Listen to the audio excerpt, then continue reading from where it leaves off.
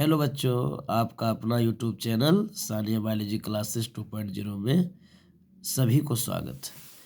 तो आज हम लेकर आए हैं पर्यावरणीय मुद्दे चैप्टर 16 का नेक्स्ट टॉपिक जो चल रहा था वायु प्रदूषण का नियंत्रण। तो वायु प्रदूषण के नियंत्रण में जो अभी तक बताए थे एरेस्टर आपका दो टाइप का था। एक आपका इलेक्ट्रोस्टैटिक प्रेसिपिटेटर था यानी वैद्युत अपक्षेपक, और उसके बाद था साइक्लोनिक सेपरेटर या ट्रेजेस्ट्री था।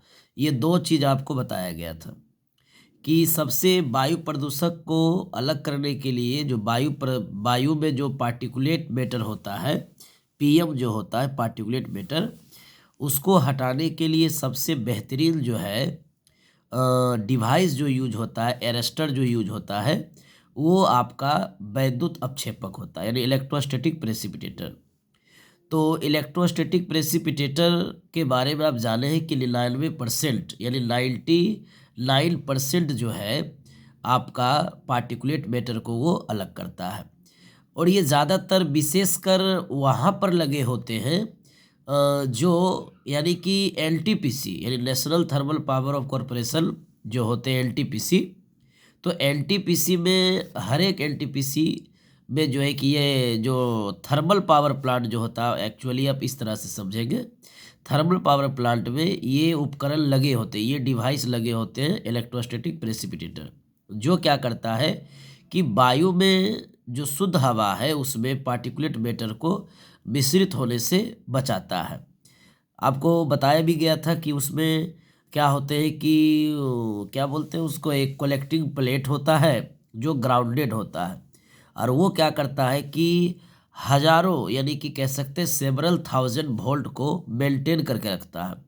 और वो क्या करता है, उससे जैसे ही डर्टी एयर यानी दूषित हवा गुजरता है तो कोरोना डिस्चार्ज होता है। कोरोना डिस्चार्ज क्या करता है, सभी निगेटिव चार्ज को फॉलो करता है, ऋणात्मक आवेश को फॉलो करता है।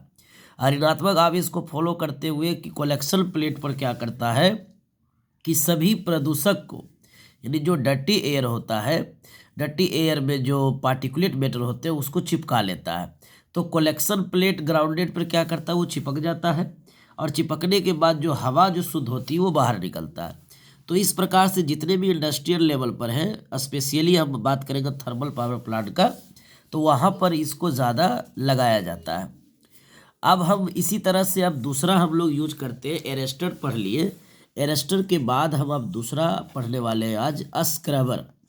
ये भी आपका वायु प्रदूषण को नियंत्रित करता है, इसको कहते हैं स्क्रबर। स्क्रबर क्या करता है कि एक्चुअली ये विशेषकर कह सकते हैं कि यह विशेषकर है ना, यह विशेष कर यानी स्पेशली हम लिख कह सकते हैं, यह विशेषकर SO2 गैस को क्या करता है, अलग करता है। जो आपका हवा है, वायुमंडलीय जो हवा है ना, अगर उसमें SO2 गैस अगर रिलीज हो रहा है कहीं से, तो उसको ये पूरी तरह से वहाँ से रिमूव करता है, हटाने का काम करता है। तो ये ऑब्जेक्टिव आपका बनता है, स्टार लगा देते हैं, ऑब्जेक्टिव बनता है कि स्क्रबर के द्वारा है ना SO2 गैस को अलग किया जाता है। स्क्रबर किसके लिए स्पेशलिस्ट है, तो SO2 गैस को अलग करने के लिए स्पेशलिस्ट है। कहा जाता है 99% जब पार्टिकुलेट मैटर को अलग करता है आपका इलेक्ट्रोस्टैटिक प्रेसिपिटेटर, उसी तरह से जो स्क्रबर 1% क्या करता है कि अलग करता है, किसको, SO2 को। तो अब कहा जाता है इसके कुछ बनावट देख लेंगे, एक डायग्राम आपका जो है कि उसमें बताएंगे, बना करके समझाएंगे किस तरह से स्क्रबर होता है, उसकी संरचना कैसे होती है। कहा जाता है कि हम लोग देखते हैं कि स्क्रबर में जो है, स्क्रबर है ना, स्क्रबर क्या करता है कि स्क्रबर है ना, कहा जाता है कि आप देखे होंगे स्क्रबर से एग्जस्ट, उसको आप लोग लिख सकते हैं एग्जस्ट को, है ना, अपशिष्ट लिख सकते हैं, अपशिष्ट जो हवा होती है आप उस तरह से इसको यूज करते हैं। एग्जस्ट को क्या करते हैं, जब हम क्या करते हैं स्क्रबर से एग्जस्ट पास कराते हैं, क्या करते हैं, पास कराते हैं यानी गुजारते हैं, पास कराते हैं, तो है ना। तो इसमें है ना स्प्रे, तो इसमें स्प्रे का इस्तेमाल किया जाता है। तो इसमें क्या करते हैं कि वाटर यानी जल या कह सकते हैं कि जल या लाइम, है ना, जल या लाइम का फुहारा कह सकते हैं, फुहारा मारना इस तरह से, या स्प्रे लिख सकते हैं स्प्रे। तो स्क्रबर से एग्जस्ट पास कराते हैं, तो इसमें वाटर और लाइम का स्प्रे क्या करते हैं, स्प्रे करते हैं इस तरह से। तब जाकर के आपका जो है पूरी तरह से SO2 जो होता है गैस, वो आपके वायु से अलग हो जाता है।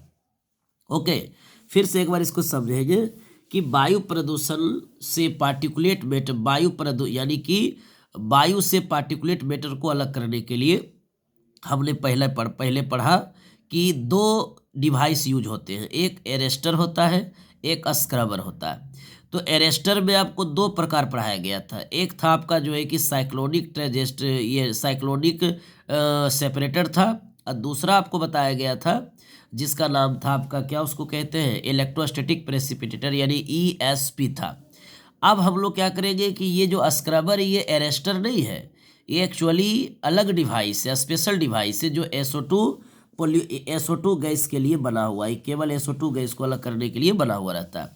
कहते हैं कि जो एग्जस्ट होते हैं, जब स्क्रबर से क्या करता है एग्जस्ट गुजरता है ना, तो उसमें क्या करते हैं वाटर और लाइम का स्प्रे निकलता है, और वो वाटर और लाइम का स्प्रे जब निकलता है तो वो क्या करता है कि जो वायु में दूषित SO2 है, जो वायु को दूषित कर रहा है SO2 को, उसको क्या करता है कि वहाँ नीचे छान लेता है और शुद्ध हवा बाहर जाने देता है। एक डायग्राम हम आपको बना के समझाएंगे तो ज़्यादा समझ में आएगा, इसको आप कॉपी डाउन कर लीजिएगा बढ़िया से। चलिए, तो एक डायग्राम हम आपको बना के दिखाते हैं, तो उसमें आपको समझ में काफ़ी सिंपलरली आएगा। ये आपका जो है बना हुआ है स्क्रबर, एक स्क्रबर का जो है एक डायग्राम हम आपको इस तरह से बता रहे हैं, ये स्क्रबर है। ओके, तो ये स्क्रबर है बाबू, यहाँ पर देखते जाओ बढ़िया से। और स्क्रबर जो होता है एक्चुअली, है ना, स्क्रबर का जो स्ट्रक्चर है वो एक्चुअली इस तरह से दिखाई देता है, जो लगे हुए रहते हैं।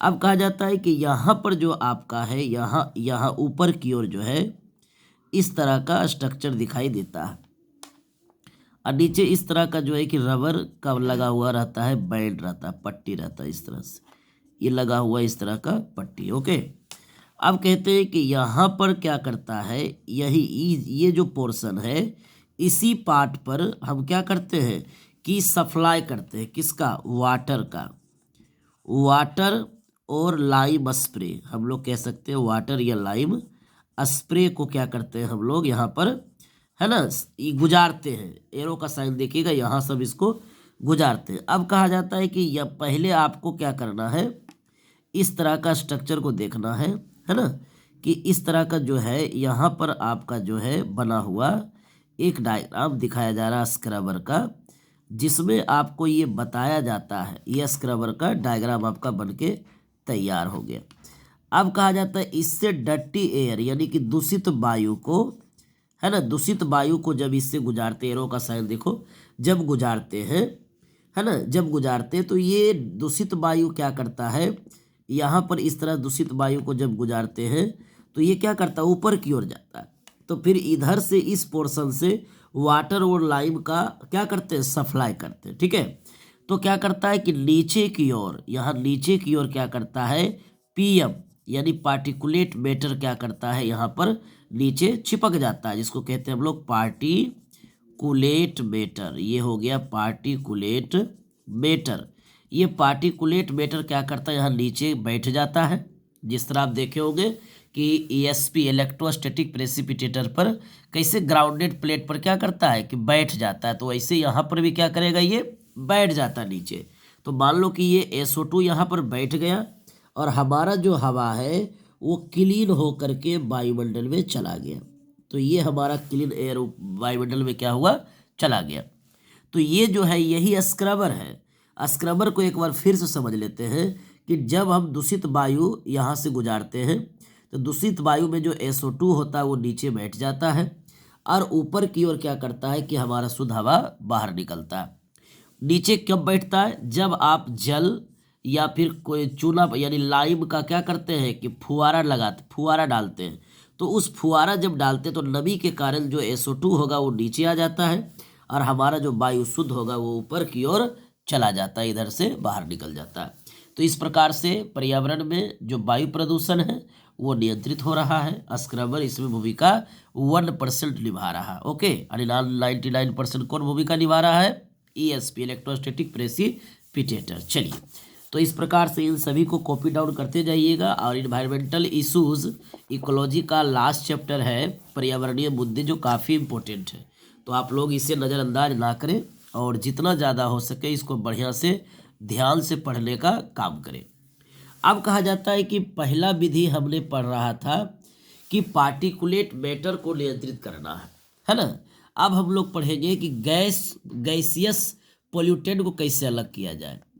तो कहा जाता है कि गैसीय प्रदूषक का नियंत्रण, गैसीय प्रदूषक, यहाँ प्रदूषण लिखा गया, आपको प्रदूषक लिखना है, प्रदूषक का नियंत्रण, है ना। हम लोग क्या करेंगे, पहले हमने पढ़ा कि जो पार्टिकुलेट मैटर होता है वायु में जो फैलता है उसको नियंत्रित करने के लिए इतना सारा चीज़ पढ़ रहे थे, जिसमें आपको बताए थे ये सब चीज़। तो अब कहा जाता है अगला हमारे पास जो है गैसीय प्रदूषक का नियंत्रण।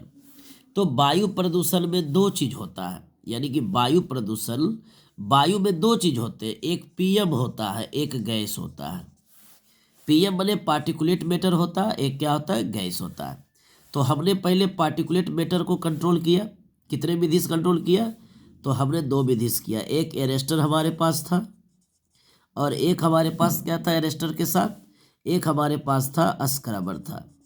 तो एरेस्टर में हमने क्या पढ़ा? 2 चीज़, एक साइक्लोनिक ट्रेजेस्ट्री, साइक्लोनिक सेपरेटर पढ़ा। उसके बाद हमने पढ़ा जिसको हम लोग कहते हैं ESP पढ़ा। उसके बाद दूसरा हमारे पास आया जिसको कहते हैं स्क्रबर, है ना। स्क्रबर SO2 प्रदूषण को क्या SO2 को अलग किया और ESP क्या किया, 99% जो है कि रिमूव किया एग्जस्ट मोबाइल अपशिष्ट से निकलने वाले पदार्थों को। इन सभी चीज़ों को पढ़ने के बाद ये सभी नियंत्रण किसके लिए था? तो पार्टिकुलेट मैटर को कंट्रोल करने के लिए। अब जो वायु में गैस होता है, गैस के कारण भी वायु प्रदूषण होते हैं, उसमें गैस मिलने से, तो उन सारे गैसों को हम यहाँ पर कवर करेंगे, जिसको हमने लिखा गैसीय प्रदूषक का नियंत्रण। तो गैसीय प्रदूषक का नियंत्रण हम लोग क्या करते हैं? 3 विधि से करते हैं, है ना। तो ऐसे लिख सकते हैं कि यह 3, है ना, 3 चरण में होता है, 3 चरण में होता है। कौन कौन से चरण होते हैं? तो आपको यहाँ पर ध्यान देना है बढ़िया, जरा सा गौर से। सबसे पहला चरण आपका जो होता है जिसको कहते हैं दहन, जिसको आप कहते हैं अंग्रेजी में कंबसन। दहन का मतलब क्या होता है? कहा जाता है कि उच्च तापमान पर हम लोग क्या करते हैं, उच्च तापमान पर, है ना, उच्च तापमान पर क्या करते हैं, पूर्णतः जलाते हैं। किसको जलाते हैं? जो भी पदार्थ होते हैं उसे अगर आप बहुत ज़्यादा जलाते हैं, उच्च तापमान पर जलाते हैं, बहुत बढ़िया जलाते हैं, तो उससे धुआं नहीं होगा। और अगर जब धुआं नहीं होगा तो उसमें वायु प्रदूषण होने का खतरा नहीं रहेगा। तो दहन क्रिया से आप वायु प्रदूषण को नियंत्रित कर सकते हैं। किसी भी पदार्थ को जलाइए तो आपको हाई टेम्परेचर पर जलाना होगा, और हाई टेम्परेचर पर जब जलाते हैं तो वो क्या करेगा, वायु प्रदूषण को होने से रोकने का काम करेगा, है ना। चलिए, दूसरा है अवशोषण यानी कि एब्जॉर्प्शन। पहले था कंबसन, अब होगा आपका एब्जॉर्प्शन। क्या होता है एब्जॉर्प्शन? हम इस विधि को अपना करके वायु प्रदूषक को हम लोग नियंत्रित कर सकते हैं। कैसे? तो कहा जाता है कि इसके लिए आपको क्या करना पड़ेगा, उचित अवशोषक को खोजना होगा। उचित अवशोषक, है ना, जो वायु प्रदूषक को अवशोषित करने का काम करता है या वायु से हानिकारक गैसों को सोखने का काम करता है, अपनी ओर सोख लेता है, एब्जॉर्ब करता है, उसको हम लोग बोलते हैं अवशोषक। तो उचित अवशोषक का चयन करना होगा, चयन करना होगा। तो उचित अवशोषक का चयन करना होगा, तो हमारा क्या होगा कि वायु प्रदूषण कंट्रोल रहेगा। ओके, चलिए उसके बाद तीसरा विधि हमारे पास आता है एडजॉर्प्शन, यानी कि जिसको हम लोग कहते हैं अवशोषक, अब यानी अधिशोषक, इसको हम कह सकते हैं अधिशोषण, इसको कहते हैं हम लोग। अब कहा जाता है ये क्या चीज होता है, इसको कहते हैं अंग्रेजी में एडजॉर्प्शन, एडजॉर्प्शन इसको कहते हैं एब्जॉर्प्शन, इसको कहते हैं कंबसन। ओके, अब कहा जाता है कि हम लोग देखते हैं कि ठोस जो होता है, ठोस सतह, बहुत बड़ा सतह, इसको हम लोग यहाँ लिख सकते हैं कि बड़ी ठोस सतह, सतह पर क्या करते हैं हम लोग, अधिशोषण करते हैं, अधिशोषण करते हैं, है ना। जो बड़ी बहुत बड़ा बड़ा जो ठोस, यानी कि बहुत ज़्यादा मात्रा में हम लोग क्या करते हैं कि बड़ी ठोस सतह पर एक ऐसे लार्ज एरिया जो होंगे, सॉलिड एरिया और लार्ज एरिया होगा, वैसे जगहों पर क्या करेंगे हम लोग वायु प्रदूषक को, जिसमें जो गैसीय प्रदूषक होते हैं उसको बढ़िया से अधिशोषण कर सकते हैं, उससे भी हमारा वायु प्रदूषण कंट्रोल रहेगा। ओके, चलिए तो इन सारी चीज़ों को हम बता दें। तो वायु प्रदूषण के कंट्रोल में आपका दूसरा पढ़ें। तीसरा आपका जो है ये अब हम लोग अब पढ़ने वाले हैं नेक्स्ट वीडियो में, जिसको हम लोग कहेंगे कैटालाइटिक कन्वर्टर। तो कैटालाइटिक कन्वर्टर क्या होते हैं वो भी देखेंगे, तो वो भी वायु प्रदूषण को नियंत्रित करने का पूरा काम करता है। कैटालाइटिक कन्वर्टर इस बार इम्पोर्टेंट भी है, थोड़ा सा ध्यान में उसको देखिएगा, और रिवीजन 2 बार 3 बार वीडियो को रिपीट करके उसको देखेंगे और ये सभी कॉपी डाउन कर लेंगे। चलिए आज की वीडियो में इतना ही। थैंक यू बच्चों, आप लोग सभी बढ़िया से इसको सब्सक्राइब करें, लाइक करें और वीडियो को शेयर करें, और ध्यान से पढ़ें, हर एक लाइन को इम्पोर्टेंट करके बताया जा रहा है, कम लैंग्वेज में कम लाइन में है, जो काफ़ी इजी से आपको एक बार में भी याद हो जाएगा। चलिए ओके, थैंक यू।